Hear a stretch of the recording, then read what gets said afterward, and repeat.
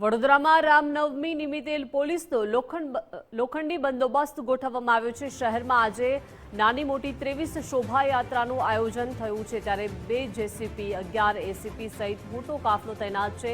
શાંતિ જળવાય તે માટે 2000થી વધુ જવાનો ખડે પગે છે। શહેર પર ડ્રોન અને સીસીટીવીથી બાજ નજર રાખવામાં આવી રહી છે। બોડીવાન કેમેરાથી પોલીસ સઘન નિરીક્ષણ કરી રહ્યું છે।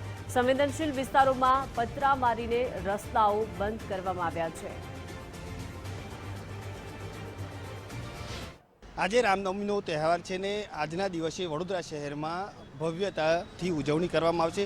ખાસ કરીને વાત કરીએ તો વડોદરા શહેરમાં આજે અલગ અલગ જગ્યાએથી 23 જેટલી છે તે ભગવાન રામજીની શોભાયાત્રા નીકળશે અને આ શોભાયાત્રાની અંદર કોઈ પણ અનિચ્છનીય બનાવ ન બને તે માટે હાલ વડોદરા શહેર પોલીસ દ્વારા તમામ પ્રકારના પગલાં છે તે લેવામાં આવે છે।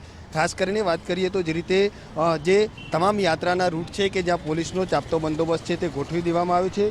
શહેરની અંદર 2 જેસીપી, 11 એસીપી સહિતના જે 2000થી વધુ જે પોલીસ કર્મચારીઓ છે તે આ તમામ શોભાયાત્રાની અંદર તૈનાત રહેશે।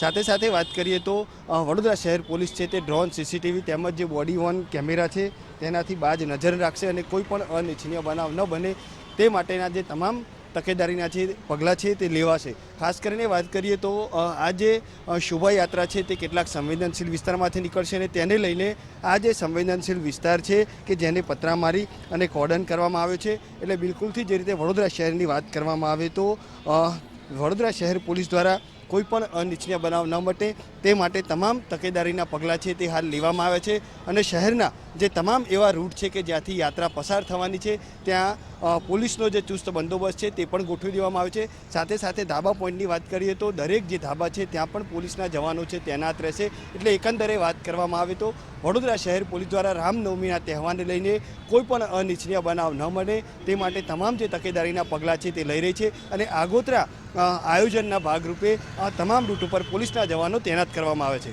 કેમેરામેન ડીકે સોલંકી સાથે અલ્પેશ સુથાર, ગુજરાત ફર્સ્ટ, વડોદરા।